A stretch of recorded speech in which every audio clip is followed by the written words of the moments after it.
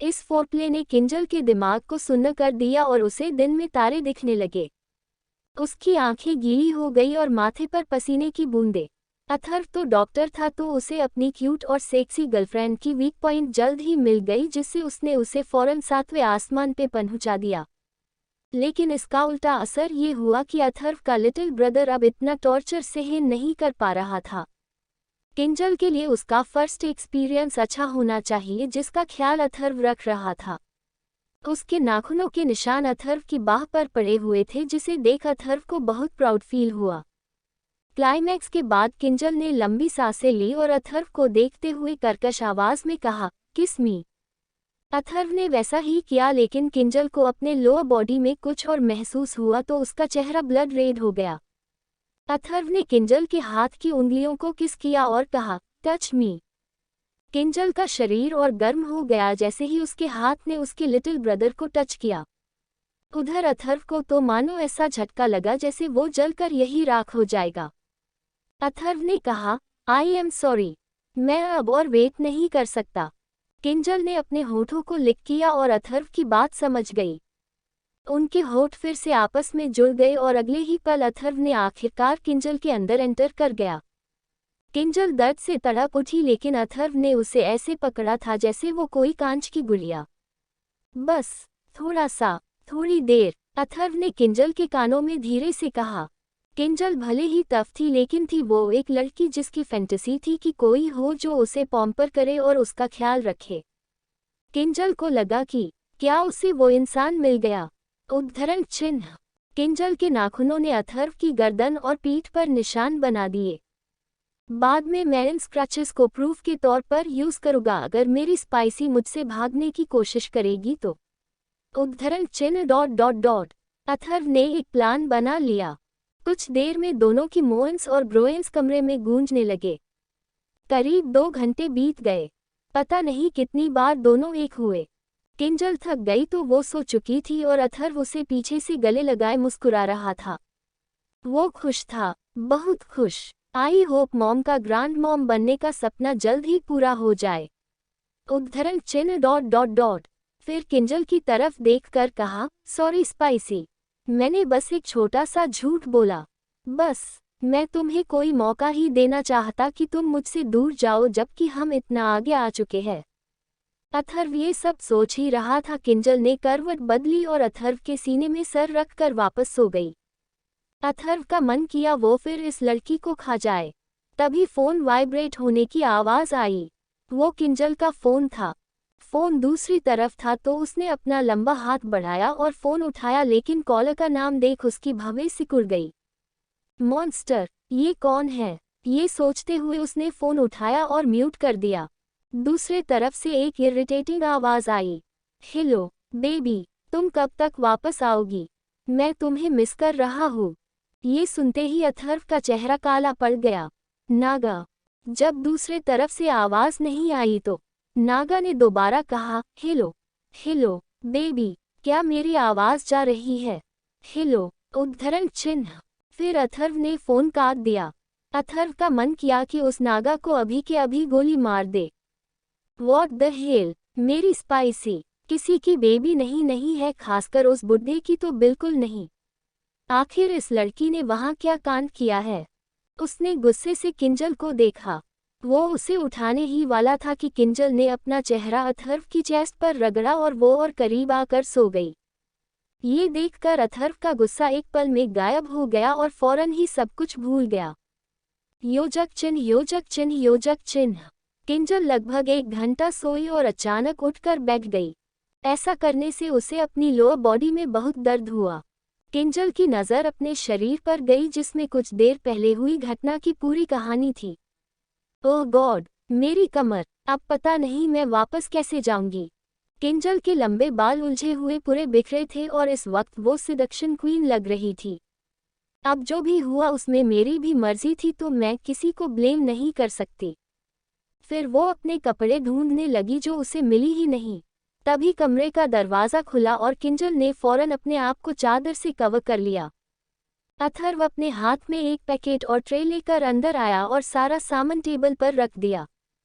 उसने मुस्कुराते हुए कहा, स्पाइसी, मैंने तो सब देख लिया, तो अब शर्माओ मत।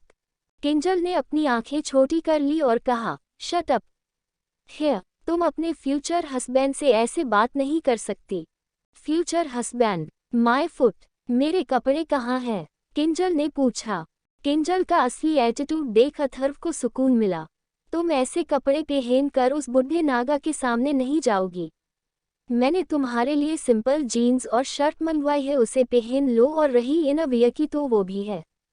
और हाँ, ये खाना भी खा लो, तुम्हें एनर्जी की जरूरत है। ये सुनते ही किंजल का चेहरा फिर लाल हो गया, जिसे अथर्व देखकर बहुत खुश हुआ। किंजल ने उठने की कोशिश की, लेकिन वो दोबारा बैग पर बैठ गई।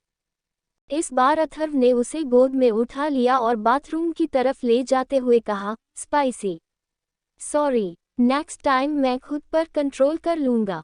किंजल ने भवें सिकोड़ ली और बाथरूम का दरवाज़ा बंद करने से पहले कहा, नेक्स्ट टाइम कभी नहीं आएगा, और दरवाज़ा अथर्व के मुंह पर बंद कर दिया।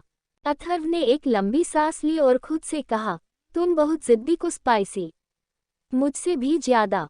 मॉल से निकलकर किंजल ने नागा को फ़ोन किया और कहा, प्लीज़ क्या हम डेट कल के लिए ट्रांसफ़र कर सकते हैं? मेरी तबीयत ठीक नहीं है, शायद कुछ गलत खा लिया, मेरे पेट में भी दर्द है। नागा थोड़ा नाराज़ हुआ, लेकिन फिर मान गया। ओके, नो प्रॉब्लम, मैं दवा भेजवा दूँ? उद्धरण चिन्ह, नहीं, मैं रास्ते में खरीद लूंगी। सॉरी। फ़ोन रखते ही किंजल वापस अपने रुड मोड में आ गई। पर सच में मुझे आराम की ज़रूरत है।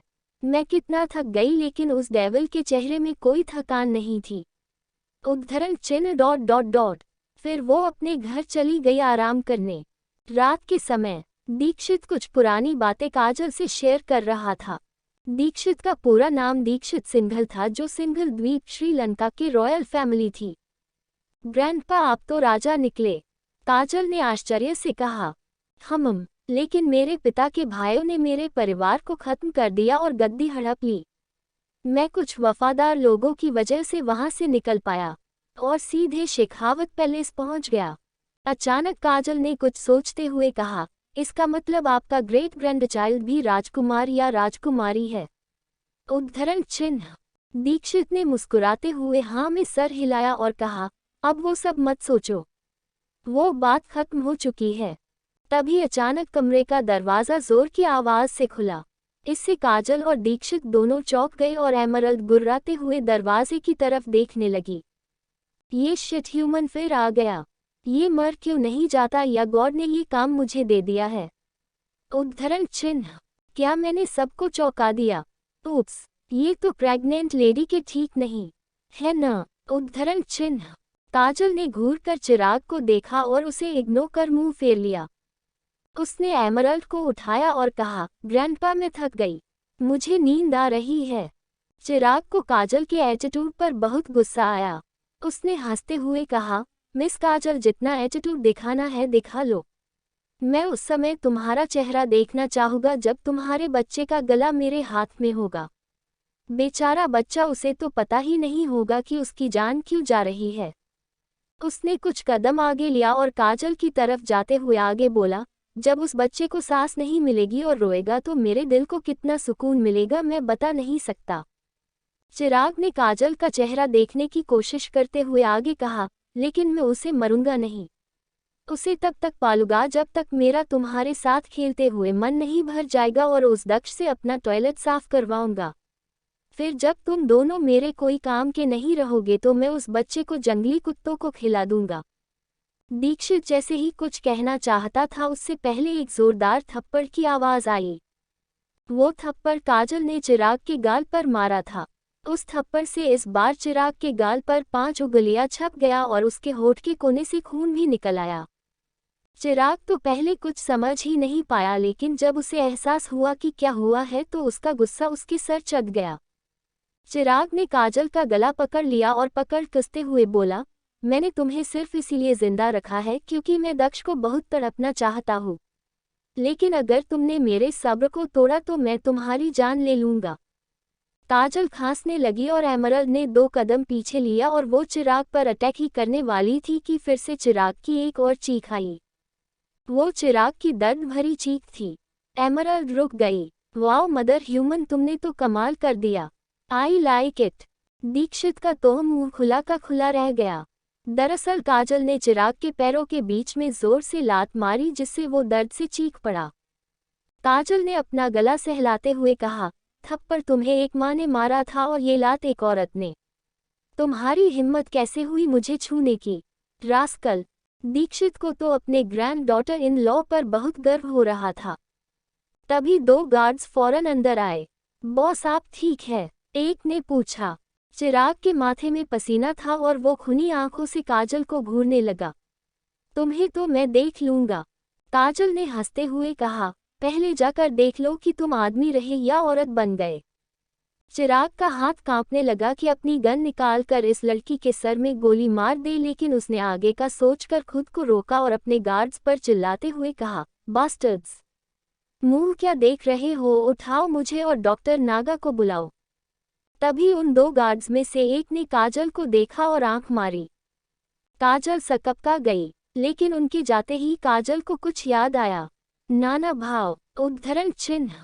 किंजल वापस अपने अपार्टमेंट चली गई जिसे अथर्व ने उसके रहने के लिए दिया था। पहले प्लान के अनुसार आज उसे समीर को अपने जिंदा होने के बारे में बताना था और 2 दिन बाद होने वाली मीटिंग में उसकी मदद लेनी थी। फिलहाल कानून और कोर्ट सब चिराग ने अपने अंडर थे, लेकिन जिन्हें वो जानती थी वो किसी के सामने झुकने वाले नहीं थे। आई होप समीर तुम मेरा ईमेल जल्द से जल्द पढ़ लो। तभी कुछ मिनट ही बीते थे कि किंजल को एक और ईमेल मिला। अगर ये कोई मजाक है तो मुझसे बुरा कोई नहीं होगा। किंजल मुस्कुराए और ईमेल चैट ऑन कर समीर को इनवाइट किया। अब जाकर समीर को यकीन हुआ कि वो किंजल है। समीर न अंडरवर्ल्ड हो रही बदलाव के बारे में बताया। किंजल मैंने इसीलिए तुम्हें कांटेक्ट किया है। समीर मैं और रोज़ा रेडी है। क्या करना है? किंजल सबसे पहले प्रमोद को खत्म करना है, वो सबसे बड़ी कड़ी है। समीर ओके, ये तो मैं कब से करना चाहता था, ये काम मैं कल रात ही करूँगा। किंजल 2 दिन बाद अथर्व रावत के लोगों के साथ तुम्हें अंडरवर्ल्ड के में बेस को घेरना है। जितने लोगों को ला सकते हो ले आओ। मेरे ख्याल से आई जी सर मदद करेंगे। समीर ओके। कुछ और बातें कर दोनों डिसकनेक्ट हो गए। किंजल अब सोना चाहती थी। उसने अपना पजामा पहना और बेड पर जाने ही वाली थी, लेकिन फिर उसे याद आई कि उसने डिनर ही नहीं किया। किचन के फ्रिज में अंडे और ब्रेड थे। उसने अपने लिए ब्रेड ऑमलेट बनाया और पहला निवाला खाने ही वाली थी कि उसके अपार्टमेंट की घंटी बजी। किंजल की भावें सिकुड़ गई। यहाँ कौन आ सकता है? उद्धरण चिन्ह। पीप होल से देखने पर उसे एक जाना पहचाना चेहरा दिखा जो मुस्कुराते हुए पीप होल की तरफ देखते हुए हाथ हिला रहा था। किंजल ने अपने दांत पीस लिया और झट से दरवाज़ा खोला। वो गुस्से से बरसती उससे पहले अथर्व अंदर आ गया और कहा, देखो गुस्सा बाद में होना, पहला खाना खा लो, मॉम ने भेजा है। कुमुद का जिक्र होते ही किंजल शांत हो गई और दरवाज़ा बंद करते हुए पूछी, तुमने आंटी को खाना भेजवाने के लिए क्या नौटंकी की? उद्धरण चिन्ह। स्पाइसी, तुम मुझे कितने अच्छे समझती हो। अथर्व ने देखा डाइनिंग टेबल पर ब्रेड ऑमलेट रखा है तो वो खुद उसे खाने लगा और कहा, तुम मॉम का खाना खाओ, मैं अपनी फ्यूचर वाइफ का बना हुआ खाऊंगा। किंजल ने अथर्व से कुछ कहना चाहा, लेकिन फिर ऐसा समझा जैसे भैंस के आगे बिन बजाना। वो किचन एक प्लेट लेकर आई और खाना निकालने लगी। राइस, रोटी, कढ़ी, मसाला, भिंडी और खीर। ये देखकर किंजल की भूख और बढ़ गई। जितनी देर में अथर्व ने अपना स्नैक्स खत्म किया उतनी देर में किंजल ने सब कुछ खत्म कर दिया। अथर्व ने बिना बोले सारे बर्तन किचन में ले गया और धो दिया। किंजल ने आगे कहा, आंटी को थैंक्स बोलना। और मैंने खाना डिलीवर किया है तो मुझे क्या मिलेगा? उद्धरण चिन्ह। किंजल ने मुंह बना और 100 का नोट अथर्व को देते हुए कहा, डिलीवरी चार्ज। अथर्व ने पैसे ले लिया और डेविल स्माइल के साथ कहा, और मेरी टिप। उद्धरण चिन्ह।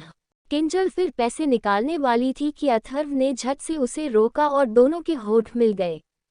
एक लंबे डोमिनेटिंग किस के बाद अथर्व ने अपने होंठों लिक किया और कहा, thanks for the tip. Kinjal को किस के प्रेशर से निकलने में टाइम लगा। तब जाकर अथर्व ने किंजल के माथे पर किस किया और जेंटली कहा, गुड नाइट। स्पाइसी। किंजल फिर सन रह गई।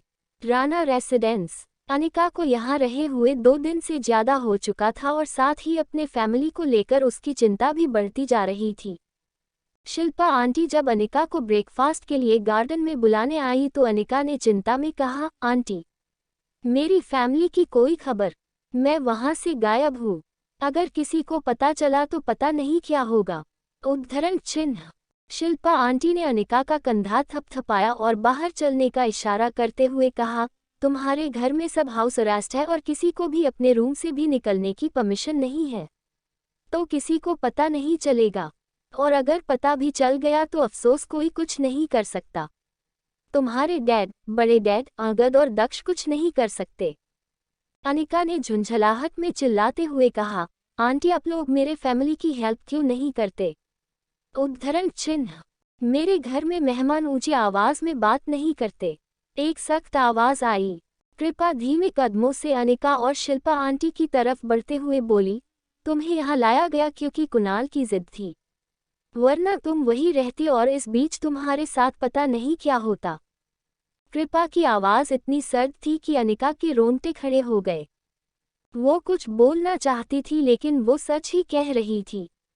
तभी केशव ने भी कृपा के पीछे से कहा, क्यों डरा रही है बच्ची को? उद्धरण चिन्ह। कृपा ने केशव को देखा और उसका हाथ पकड़ कहा, तुम बाहर क्यों आए? आराम करना था। केशव ने कृपा के गाल पिंच करते हुए कहा, मैं ठीक हूँ और तुम हो ना तो तुम मुझे बचा लेना। कृपा के चेहरे में हल्की मुस्कान आ गई जो दूर से देखने वालों को पता भी न चले। केशव ने अनिका से कहा, अनिका, कुणाल वैसे ही जो बन पा रहा है वो कर रहा है, इसीलिए तुम चिंता मत करो। तुम्हारे घर में सब ठीक है। अनिका की भावें अभी सिकुड़ी हुई थी। कृपा ने अपनी ठंडी नजरें अनिका पे डाली और केशव को लेकर चली गई। अनिका ने शिल्पा आंटी को कोहनी मारी और पूछा, कृपा आंटी क्या सच में मुझसे नफरत करती है? शिल्पा आंटी ने ना में सर हिलाते हुए कहा, नहीं, नफरत नहीं करती, बस तुम्हें बेवकूफ़ समझती है। अब तुम उनके बेटे को किसी धोखेबाज के लिए कोसोगी तो जाहिर है वो यही समझेगी। शिल्पा आंटी ने कहा और गार्डन की तरफ चली गई। उधर अनिका सोच में पड़ गई, ऋषि धोखेबाज नहीं, जरूर उसे भी फंसाया गया है। लेकिन कुणाल जो कह रहा है क्या वो सच?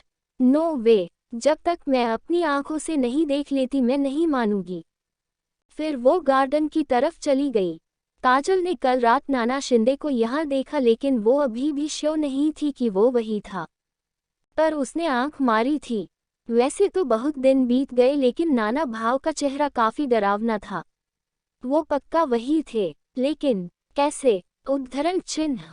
ये सब सोच ही रही थी, एक मेड खाना लेकर अंदर आई और टेबल पर रख दिया। काजल ने अनजाने में उस मेड को देखा और भवें सिकोड़ ली, अरे तुम कौन हो? जो पहले आती वो कहाँ है?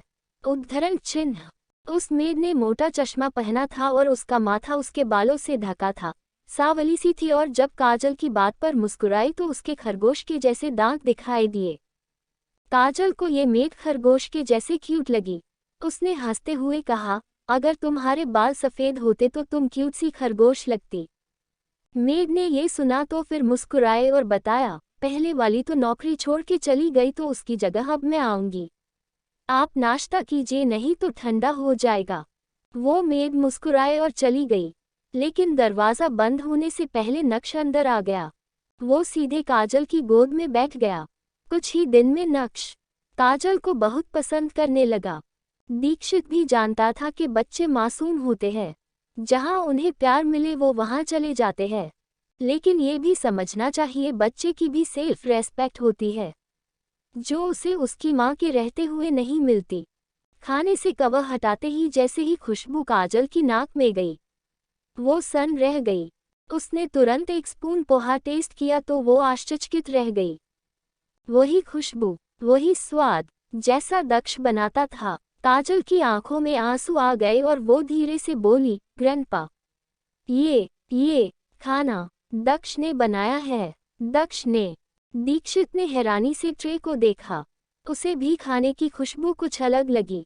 एमरल्ड जो सो रही खाने की खुशबू से उसकी भी नींद खुल गई। उसने अंगड़ाई ली और टेबल की तरफ बढ़ गई। मैयाओ, तो फादर ह्यूमन ने आखिरकार क्वीन के लिए खाना बना ही दिया। अच्छा है, वरना यहाँ का बेस्वाद खाना खाकर मेरी जीभ ही खराब हो जाती।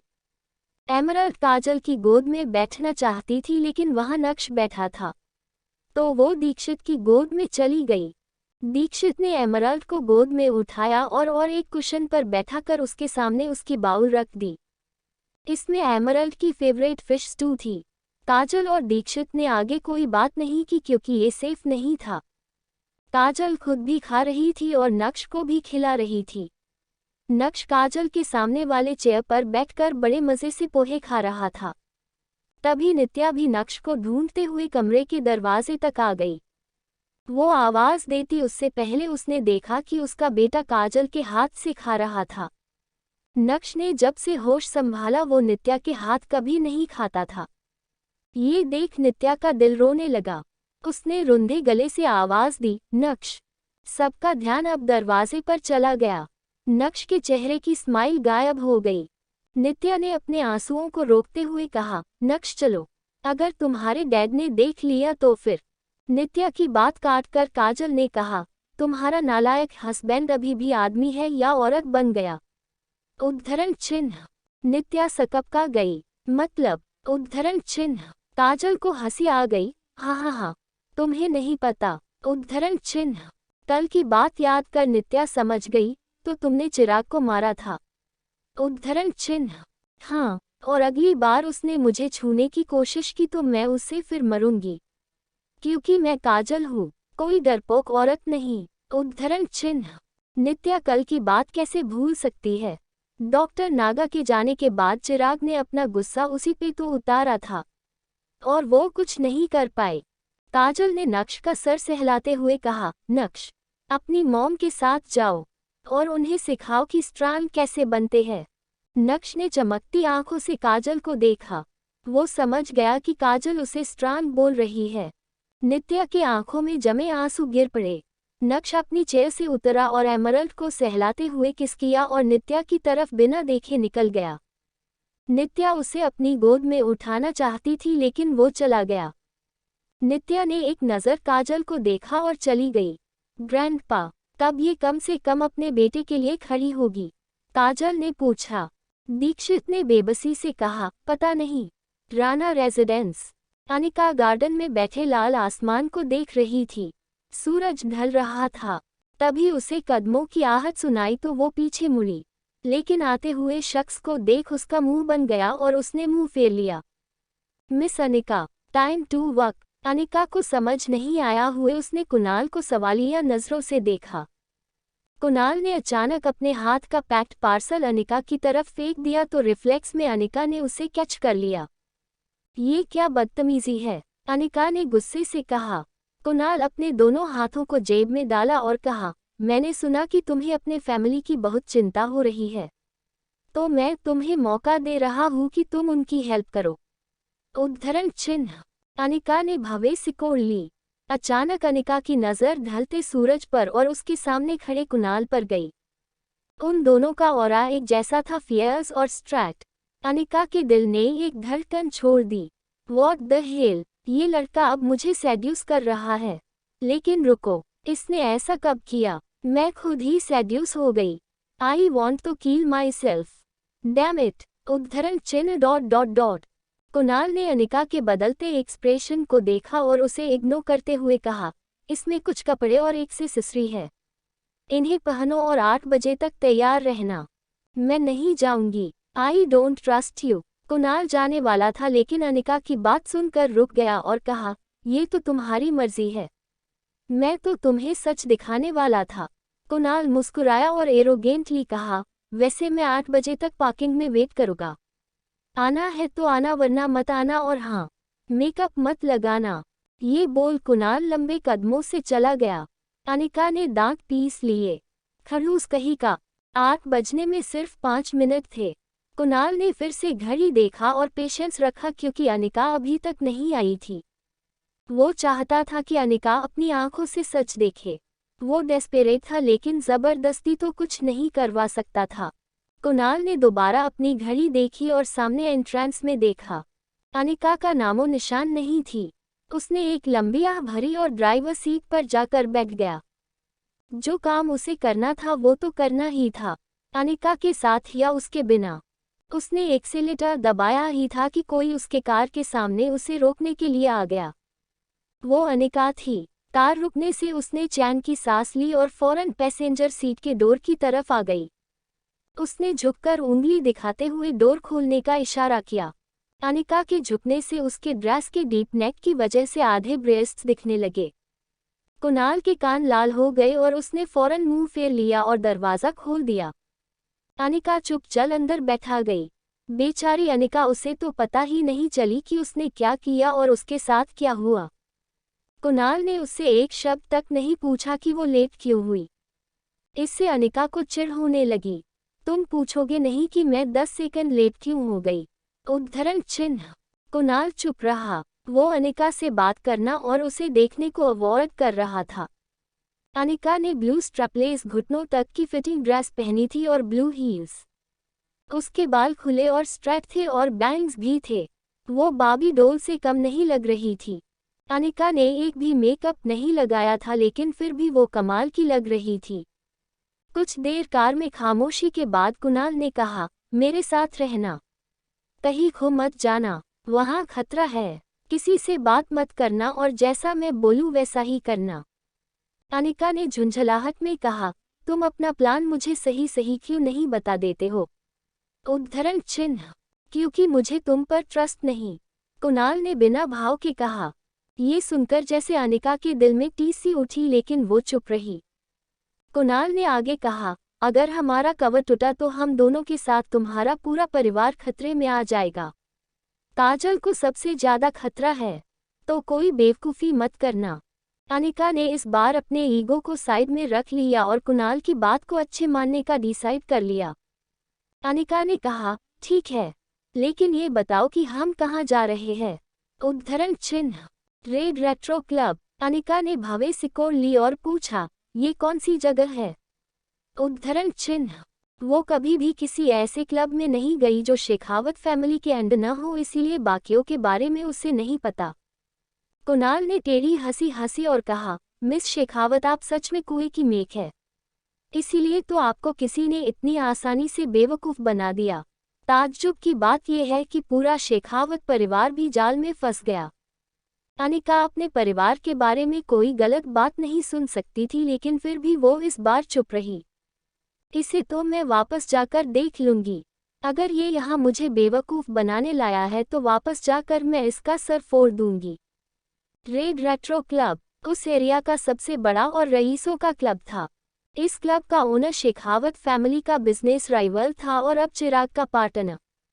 ड्रग्स और वेश्यावृत्ति इस क्लब का खास अट्रैक्शन था।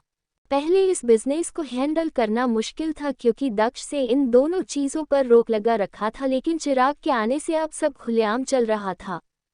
कुणाल ने अपनी कार पार्किंग में रोकी और अपनी जैकेट उतारने लगा।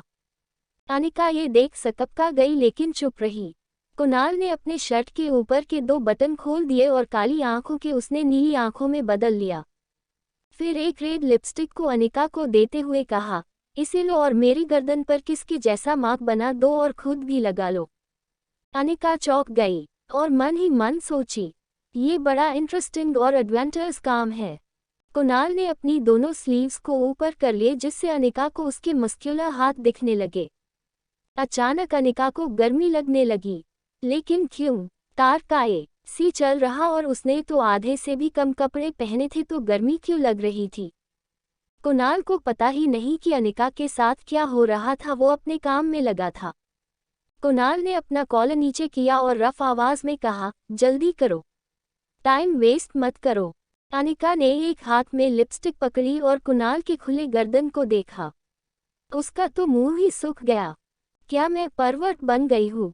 ये खड़ूस से मैं सेड्यूस क्यों हो रही? लगता है मेरा दिमाग सनक गया है। लेकिन अब प्रॉब्लम थी कि अनिका ने ऐसा कभी कुछ नहीं किया तो कैसे करे। उसने कार मिरर में खुद को देखा और अपने होठों में लिपस्टिक लगाए और कुणाल के गर्दन पे किस कर दिया। अब तो जैसे दोनों पे बिजली ही गिर गया। अनिका शर्म से लाल हो गई और कुणाल जम गया। कुणाल अपने लाल हुए चेहरे को छुपाने के लिए फौरन कार से बाहर निकल गया और पीछे से अनिका भी। दोनों ने एक दूसरे को एक नज़र देखा लेकिन चुप रहे। कुणाल ने अपनी पॉकेट से एक मोटा चश्मा अनिका को दिया और कहा, इसे पहनो और अपने चेहरे में स्माइल बिल्कुल मत लाना। उद्धरण चिन्ह। अनिका ने हाँ में सर हिलाया और चश्मा पहन लिया। कुणाल ने अनिका के होठों की लिपस्टिक को हल्का सा बिगाड़ा और अपने बालों को भी। अनिका की कमर पर हाथ रख एक फ्लिटी मुस्कान के साथ क्लब में चला गया। क्लब के एंट्रेंस में कुणाल ने एक कार्ड दिया और कहा, प्राइवेट रूम। गार्ड ने दोनों को देखा और अंदर जाने दिया। अनिका तो सर झुकाकर चल रही। नीचे बहुत शोर था और शराब की बदबू से अनिका को चक्कर ही आने लगे। दोनों सीढ़ियों से सेकंड फ्लोर में चले गए। अनिका कुछ बोलती उससे पहले उसके कानों में एक आवाज़ आई जो थोड़ी जानी पहचानी थी। अनिका उस तरफ देखना चाहती लेकिन कुणाल ने सख्ती से कहा, सीधी चलती रहो। उद्धरण चिन्ह। अनिका बेसब्र होने लगी। एक कमरा जिसके सामने 4 गार्ड्स खड़े थे। अनिका ने उन्हें देखा, ये जाने पहचाने क्यों लग रहे हैं। उद्धरण चिन्ह। तभी उस कमरे से कोई निकला तो अनिका ने अंदर देखा तो उसे फिर से वही आवाज़ वाला शख्स दिखा जो हंस रहा था। ऋषि। उद्धरण चिन्ह। कुणाल ने कसकर अनिका की कमर पकड़ ली और बिना कहे वार्निंग दी। अपने प्राइवेट रूम में आते ही अनिका ने पूछा, क्या वो ऋषि था?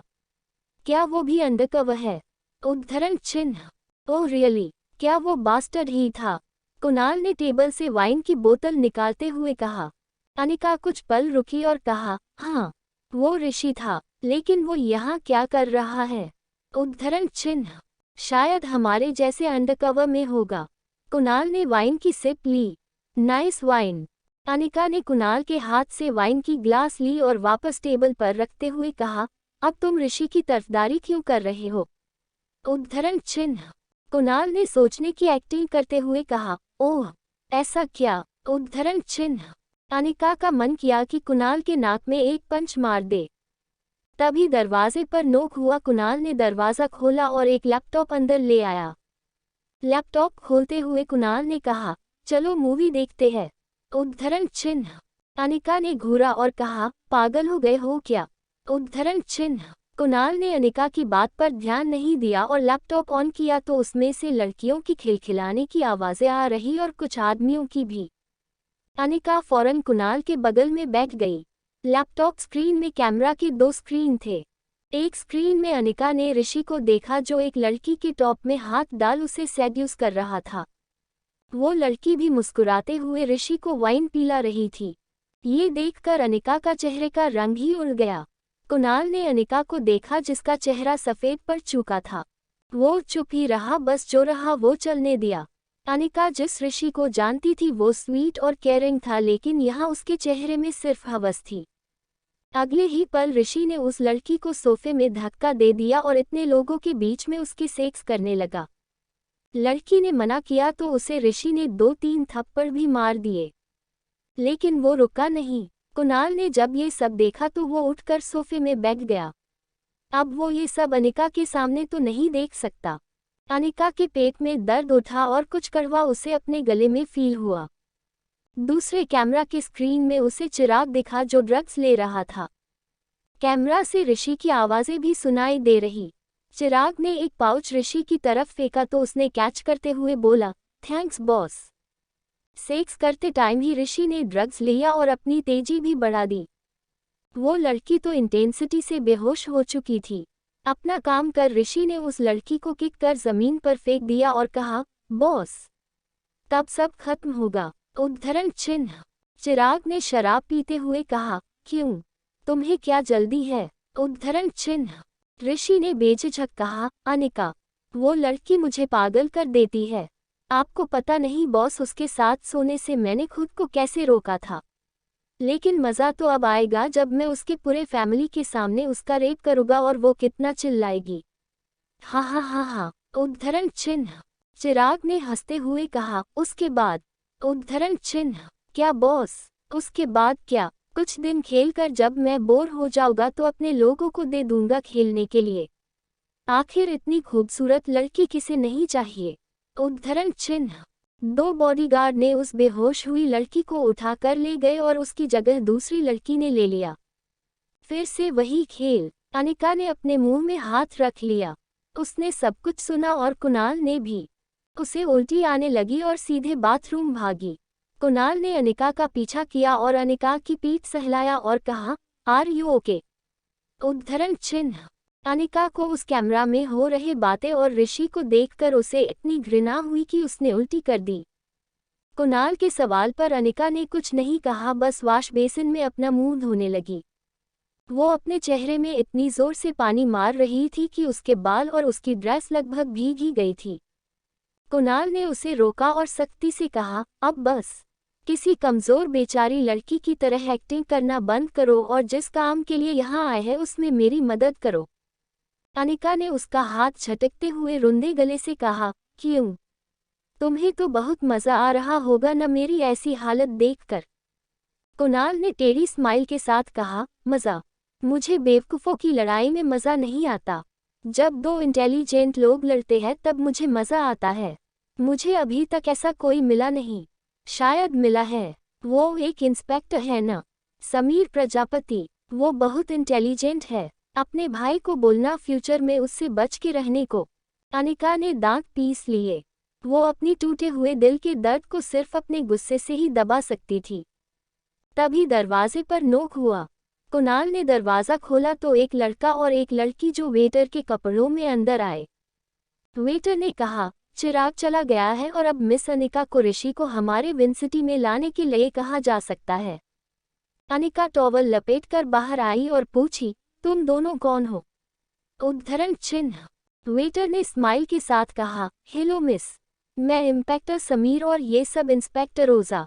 अनिका चौंक गई क्योंकि अभी अभी तो कुणाल इसी की बात कर रहा था। चारों ने बैठकर प्लान डिस्कस किया और निकल गए। समीर और रोजा के जाने के बाद अनिका ने नर्वसनेस में कहा, ये सब मैंने पहले कभी नहीं किया है। अगर कुछ गड़बड़ हो गई तो? उद्धरण चिन्ह। कुणाल जो अपनी गन को चेक कर रहा था वापस अपनी जेब में रखते हुए कहा, कुछ नहीं होगा। बस अपना दिमाग मत चलाना। अनिका ने चिड़चिड़ाते हुए कहा, क्या तुम ढंग से बात नहीं कर सकते? उद्धरण चिन्ह।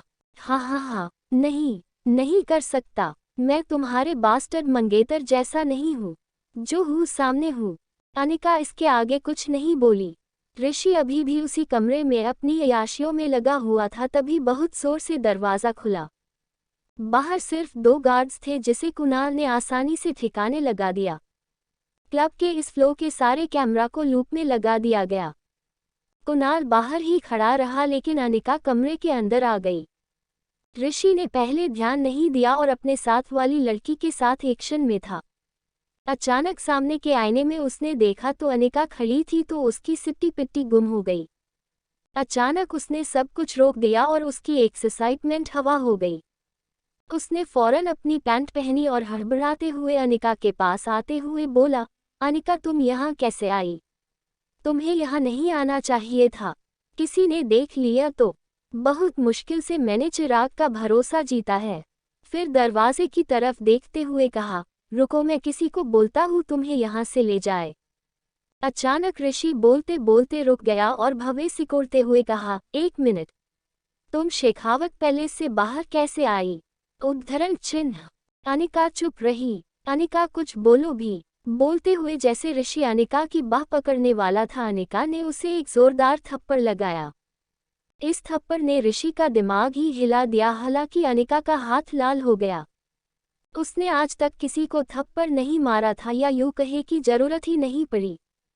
अब ऋषि इतना मोटी चमड़ी का था कि उसने अभी अपना इनोसेंट चेहरा बनाते हुए कहा, अनिका, आई एम सॉरी। मुझे पता है ये सब सही नहीं है लेकिन ये सब मैं तुम्हारे फैमिली के लिए ही कर रहा हूँ। इस बार अनिका को इतना गुस्सा आया कि उसने एक लात ऋषि के पैरों के बीच में मार दी। ऋषि की तो सांसें अटक गई। वो नीचे गिर गया। तभी अनिका ने एक चेयर उठाए और उसे भी ऋषि पर पटक दिया। बाहर से कुणाल ने ये सब होते देखा तो उसके होठों के कोने उठ गए। You bastard, you dog, rascal, I will kill you. Anika violent होती जा रही थी, इससे कमरे की लड़कियां भी डरकर एक कोने में दुबक गई। इस मार से ऋषि तो हैरान रह गया। शायद उसके हाथ में फ्रैक्चर भी आ गया लेकिन उसे समझ नहीं आया कि अनिका यहाँ आई कैसे। अनिका, स्टॉप अनिका, रुको, मेरी बात। आह अनिका, ऋषि चिल्लाने लगा लेकिन अनिका रुकी ही नहीं। जब ऋषि खड़े होने के काबिल भी नहीं रहा तो अनिका ने गुस्से से कहा, तुम इतने दिनों तक मुझे और मेरी फैमिली को चीट करते रहे। तुम कितने अच्छे एक्टर हो, बॉडीगार्ड क्यों बने, एक्टर बन जाते। You bastard. ऋषि अभी भी हार नहीं मानना चाहता था। अनिका तुम गलत समझ रही हो। शट अप, तुम कितना ढीठ हो। वैसे तुम्हें बता दूं कि मैंने तुम्हारे और उस चिराग की सारी बातें सुन ली है और तुम्हारा इनोसेंट चेहरा वाला मास्क भी हट चुका है, तो एक्टिंग करना बंद करो। ये सुनते ही अचानक ऋषि का चेहरा बदल गया। वो धीरे से खड़ा हुआ और उसके चेहरे में डेविल स्माइल आ गई। अपने फ्रैक्चर हुए हाथ को झटक कर उसने कहा, अनिका वैसे तुम आज काफी सेक्सी लग रही हो। अच्छा हुआ तुम ऐसे पहले मेरे सामने नहीं आई, वरना मैं तो कंट्रोल ही नहीं कर पाता। अनिका को ऋषि के चेहरे भी घृणा होने लगी। ओह, तो यही है तुम्हारा असली चेहरा। ऋषि को हंसी आ गई। शेखावत परिवार बेवकूफ है और सबसे बड़ा बेवकूफ दक्ष है।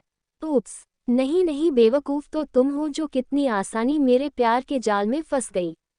वो कुणाल बेचारा, उसने कितनी कोशिश की लेकिन तुम सब अंधे थे जो समझ ही नहीं पाए। ये बोल वो जोर से हंसने लगा। ये सब सुनकर अनिका का पूरा शरीर कांप गया। उसे सब कुछ याद आने लगा जब कुणाल ने कितनी कोशिश की थी लेकिन किसी ने नहीं माना।